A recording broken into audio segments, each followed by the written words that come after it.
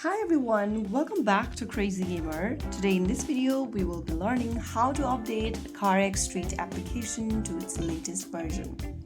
If you want to update the CarX Street app to get the latest feature, bug fixes and better performance, then the process is quite easy. First thing to do is to open your Google Play Store or your App Store. Now go to the search icon on the left hand side or at the bottom and type in CarX Street in the search bar. Once you do, you'll see the CarX Street application displayed in the search results. Check if there is an update button available. If you see the update button instead of play, tap on update immediately to get the latest version of CarX Street. But if you don't see the update button, it means you already have the latest version installed on your device.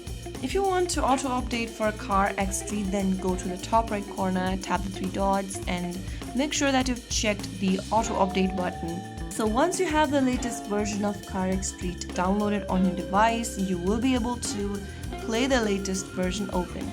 So that way you will be able to update CarX Street app on your smartphone or your tablets.